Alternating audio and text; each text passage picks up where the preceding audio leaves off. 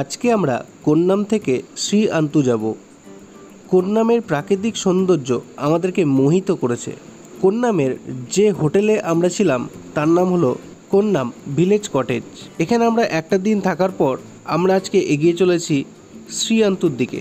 শ্রী আন্তুতে আজকে আমরা প্রথমে শ্রী আন্তুর লেকটা দেখব এবং তারপর আজকের রাতটা আমরা শ্রী আন্তুতে প্যারাডাইস দ্য রিসর্টে থাকব। এই দুটি জায়গাতেই হোটেলের এবং রিসর্টের কন্ট্যাক্ট ডিটেলস আমরা ডেসক্রিপশন বক্সে দিয়ে রেখেছি, আপনারা চেক করে নিতে পারেন।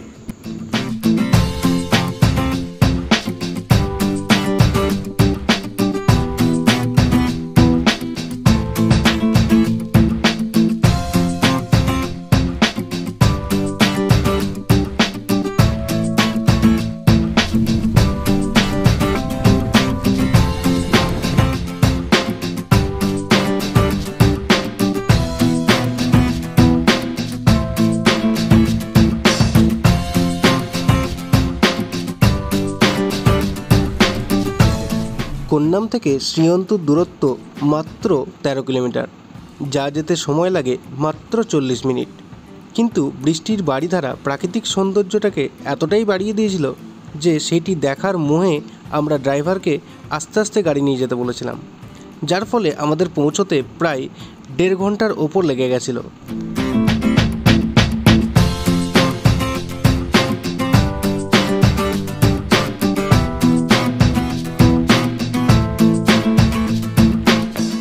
এই যে নদীটা দেখা যাচ্ছে এর নাম হলো সিদ্ধিখোলা নদী এবং এর উপর যে ব্রিজটি তৈরি হয়েছে তার নাম হলো সিদ্ধিখোলা ব্রিজ।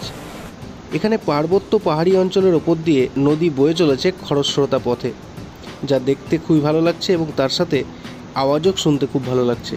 আর এখানে অন্য মাধুর্য দিচ্ছে এই টিপ টিপ করে পড়া বৃষ্টি।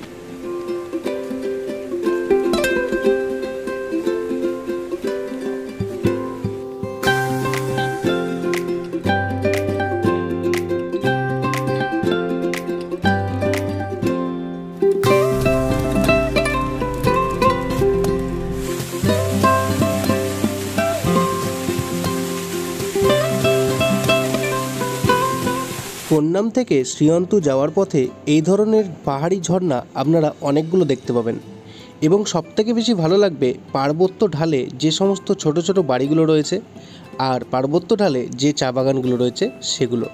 একটার পর একটা ছোট ছোট গ্রাম যখন পেরিয়ে যাবেন আপনার মন কিন্তু খুব আনন্দিত হয়ে উঠবে। এবং বর্তমানে যেহেতু বর্ষাকাল, সেই হিসেবে পাহাড়ের প্রত্যেকটা কোনায় কোনায় মেঘ কিন্তু পৌঁছে গেছে আপনাকে সৌন্দর্য প্রদানের জন্য।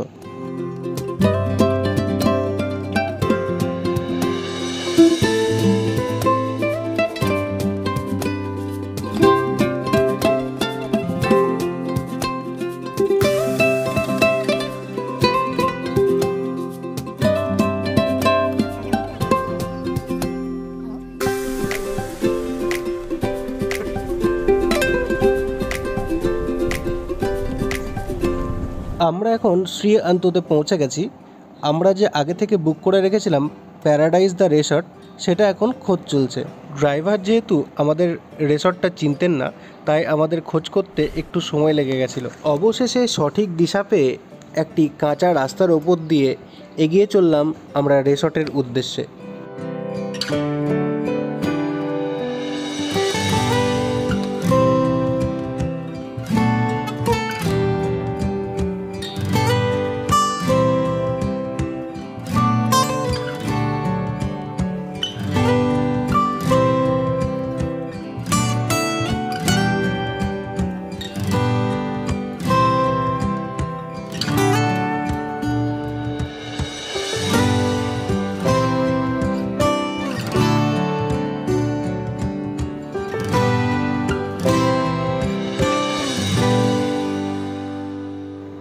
রিসর্টে পৌঁছতেই দুপুর হয়ে গেছিল এবং তার সাথে আমাদের প্রচণ্ড খিদেও পেয়ে গেছিল।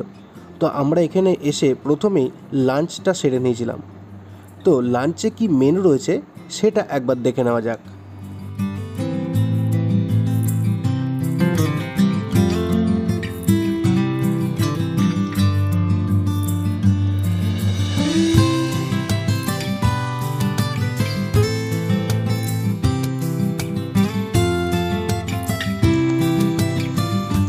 আমরা এখন রিসর্টের পিছন দিকটাতে এসেছি। এখানে দেখা যাচ্ছে বারবিকিউ চিকেন করার জন্য বেশ সুন্দর ব্যবস্থা রয়েছে। আর পিছনে যে পাইন গাছের ফরেস্ট রয়েছে সেটা দেখে কিন্তু মনে হচ্ছে যে কখন এর ভিতরে যাব। আর এই রিসর্টের পিছনে রয়েছে বিস্তৃত চা বাগান। এখানের কিছু ড্রোন শট আপনাদেরকে দেখিয়ে দিচ্ছি।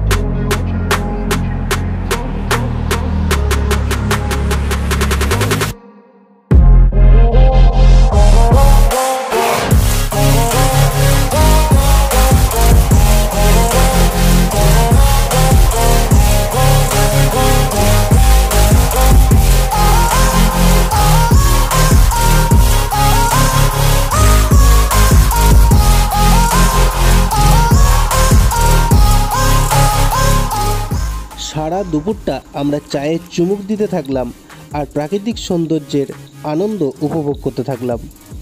এরপরই যখন রিসর্টের লাইটগুলো জ্বালিয়ে দেওয়া হলো তখন কিন্তু এর সৌন্দর্য অন্যরকম রূপ পেয়ে গেল, যার ফলে বাড়ি যাওয়ার চিন্তা মাথা থেকে একদম পুরো ভ্যানিশই হয়ে গেল। এরপর এলো সেই মহেন্দ্রক্ষণ, অর্থাৎ দুপুর গড়িয়ে সন্ধ্যা হলো। এখন আমরা বারবিকিউ চিকেন বানাবো। তো এখন সন্ধ্যে 7টা বাজে, আমাদের এখন এখানে বারবিকিউ করা হবে। তো তার জন্য এখানে বনফায়ার করা হয়েছে। পুরো ঠান্ডার দিন, এখানে কোনো টেম্পারেচার যথেষ্টই কম রয়েছে, কিন্তু তাও আমাকে খুব একটা ঠান্ডা লাগছে না, এখন টি শার্ট পরেই বসে রয়েছি। তো এখানে বনফায়ার হচ্ছে, দেখতেই পাচ্ছি। কোনটা করবে? এটা এমনি করে ঘোরাবে, এদিকে হাওয়া যাবে, আর এর উপরে চিকেন রাখা থাকবে। করো ঘোরাও।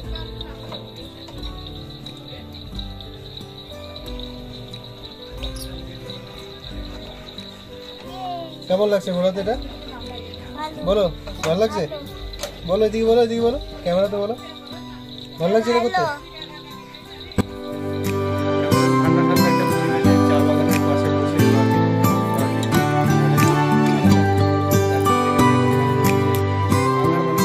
দেখাও গুবলু, এদিকে দেখাও। এটা কি? এটা কি বনফায়ার। এখান থেকে আঙারগুলো নিয়ে এর মধ্যে চাপানো হবে, এটার মধ্যে। তারপর এই যে রডটা রয়েছে, এই রডটা এর উপর চাপিয়ে দিয়ে এর মধ্যে চিকেন রাখা হবে, আর এই জিনিসটা দিয়ে হাওয়া দেওয়া হবে। হাওয়া দিলে এটা আঙারটা আরো বেশি জোরে জ্বলবে, তাড়াতাড়ি কুকড হয়ে যাবে। এই যে পাত্রের মধ্যে চিকেনগুলো দেখা যাচ্ছে, এগুলো রিসর্টের লোকেরা মাখিয়ে দিয়ে গেছে। আর এখানে 1 কেজি চিকেনের জন্য নেপালি রুপিসে 500 টাকা নেওয়া হচ্ছে, যেটা ইন্ডিয়ান রুপিসে অনেক কম হবে। 500কে 1.6 দিয়ে ভাগ করলে যেটা হয় সেটা। আর এই যে উনুনে এখানে আঙার বানানো হচ্ছে, এই আঙারগুলো একটু পরে চাপানো হবে।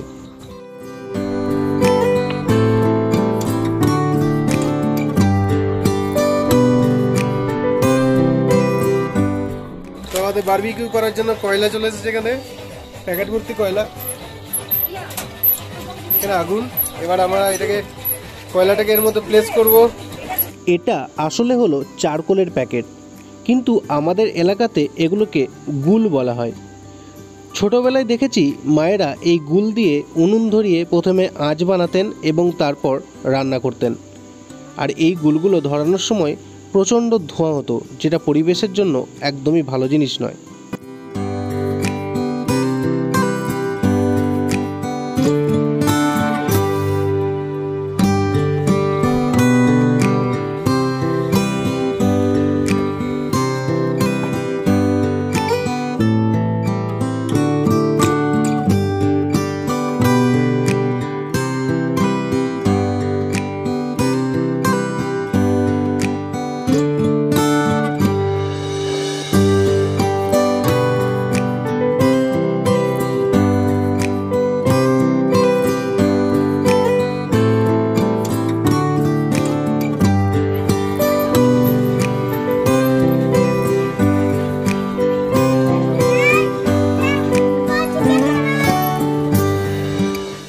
আমাদের চিকেন বারবিকিউ রেডি হয়ে গেছে। আমরা এখন চিকেন বারবিকিউগুলো টেস্ট করব।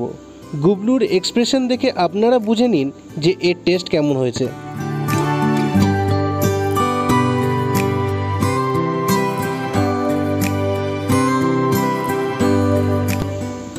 আমরা এখন ডিনার করার জন্য চলে এসেছি রিসর্টের ওপরতলাতে। এই ওপরতলাটি খুব সুন্দরভাবে সুসজ্জিত রয়েছে।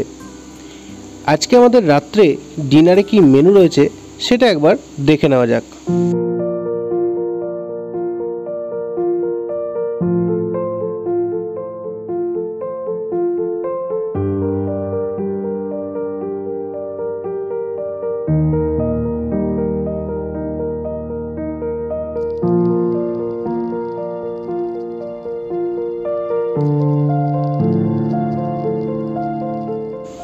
আজকের ব্লগটি আমরা এখানেই শেষ করলাম। আমরা আবার ফিরব আন্তুদান্দা এবং আন্তুলেকের ভিডিও নিয়ে পরের ব্লগে।